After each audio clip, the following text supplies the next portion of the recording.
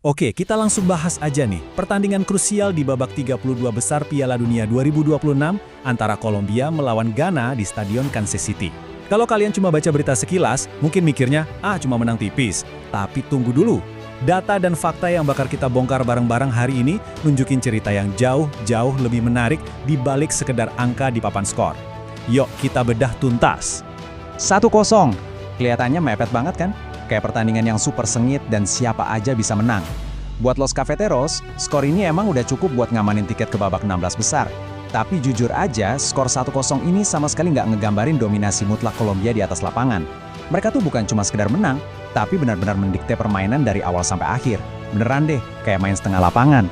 Kita masuk ke poin pertama nih, soal serangan cepat John Arias yang jadi penentu.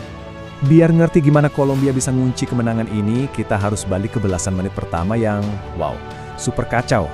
Bayangin aja, baru juga peluit bunyi, pertukaran serangan udah langsung keganggu sana-sini. Puncaknya di menit ke-13, kedua tim malah harus kehilangan pemain karena cedera. John Cordoba dari Kolombia terpaksa ditarik keluar, terus Marvin Senaya dari Ghana juga harus keluar lapangan sambil tertatih-tatih, bahkan hampir nangis. Kasian banget sih. Tapi hebatnya, kekacauan ini nggak bikin Kolombia goyah sama sekali. Justru, persis setelah momen itu, ada umpan silang manis dari pemain pengganti, Luis Suarez. Bolanya ngelewatin Luis Diaz, dan di menit 13 lebih 49 detik, John Arias udah siap sedia di tiang jauh buat nyontek bola masuk ke gawang. Gol! Nah, waktu terjadinya gol ini bukan sekadar angka biasa loh. Ini bersejarah banget buat Kolombia. Catatan waktu 13 menit 49 detik ini resmi jadi gol tercepat kedua mereka sepanjang sejarah keikutsertaan di Piala Dunia. Jadi, John Arias yang merupakan gelandang andalan Palmeiras ini, sukses nyatetin namanya tepat di bawah rekor legendaris Pablo Armero waktu dia nyetak gol di menit ke-5 lawan Yunani di turnamen tahun 2014. Cuma butuh satu penyelesaian rapi dan dinamika pertandingan langsung berubah total. Lanjut ke bagian kedua, kita mau lihat seberapa gila sih dominasi statistik total dari Kolombia ini. Kalau ada yang tanya, emangnya tim asuhan Nestor Lorenzo ini pantas banget ya lolos? Jawabannya 100% pantas. Coba deh kita intip kualitas serangan mereka. Angka expected goals atau XG Kolombia itu nyentuh 2.19, sementara Ghana cuma 0.26. Jomplang banget kan? Kontras sedrastis ini tuh bukan kebetulan. Ini bukti nyata gimana Kolombia ngacak-ngacak formasi pertahanan Ghana yang padahal udah main super hati-hati. Kolombia nggak cuma asal pegang bola, mereka terus-terusan nyiptain peluang berbahaya yang berpotensi banget jadi gol. Dominasi ini makin kelihatan konyol kalau kita bahas total tembakan. 20 tembakan dari Kolombia dilawan 8 aja dari Ghana. Kesenjangan ini ngasih tahu kita satu hal yang pasti. Kolombia tuh nggak ada capeknya neken pertahanan lawan buat nambah pundi-pundi gol. Bahkan ya, waktu James Rodriguez harus ditarik keluar di babak pertama karena sang mantan pemain Real Madrid ini kelihatan kelelahan, serangan mereka nggak kendor sama sekali. Tetap gaspol. Asli, tekanan dari Kolombia ini bener-bener nggak ada ampun. Bikin pertahanan Ghana mandi keringat. Luis Diaz mainnya lagi gila banget. Dia sempat nyetak gol sih, sayang dianulir gara-gara offside. Dia juga ngelepasin tembakan keras yang nyaris gol kalau aja nggak kena jaring luar. Habis dapat umpan cantik dari James Rodriguez. Terus belum lagi ancaman dari sundulan dan tembakannya Johan Mojica, plus tembakan menukik jarak jauh dari Juan Fernando Quintero.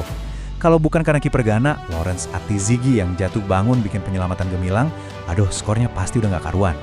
Jujur aja, dengan serangan bertubi-tubi kayak gitu, cuma kalah 1-0 tuh udah hasil yang sangat-sangat menyanjung buat Ghana. Sekarang, di bagian ketiga, kita bakal menyoroti kelumpuhan serangan tim Ghana.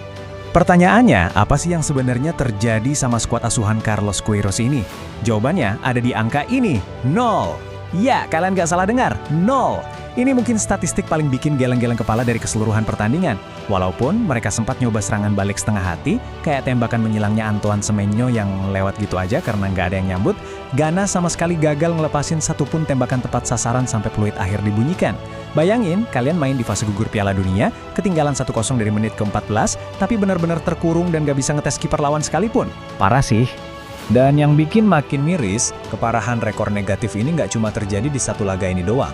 Dari total 48 tim yang berpartisipasi di turnamen ini, Ghana adalah satu-satunya tim yang nyelesain sebuah laga dengan 0 tembakan tepat sasaran di keempat pertandingan yang mereka mainin. 4 laga berturut-turut loh. Mereka emang udah dikritik keras soal pendekatan main yang terlalu negatif sejak di fase grup. Ternyata masalah lini depan yang tumpul itu terus ke bawah sampai ke babak gugur tanpa ada solusi. Jelas, ini rekor memalukan yang pasti pengen cepet-cepet mereka lupain dari kampanye Piala Dunia 2026 ini. Oke, kita move on.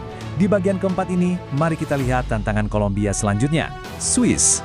Lepas dari bapuknya performa Ghana, kemenangan ini tuh punya arti sejarah yang luar biasa penting buat langkah Kolombia ke depannya. Kemenangan penentu ini dengan tegas mengunci status Kolombia sebagai kuda hitam yang patut ditakuti di turnamen ini. Kenapa? Soalnya pencapaian ini berhasil nyamain tonggak sejarah terbesar mereka, yaitu kemenangan pertama Kolombia di fase gugur Piala Dunia sejak mereka ngalahin Uruguay 2-0 di babak 16 besar tahun 2014 lalu.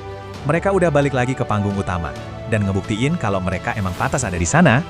Nah, ini ngebawa kita ke satu pertanyaan krusial yang jadi penutup analisis kita hari ini.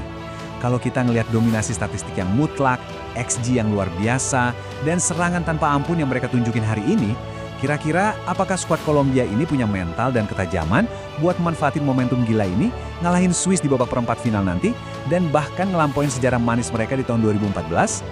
Dari segi bakat, mereka punya. Dari segi data, semuanya mendukung.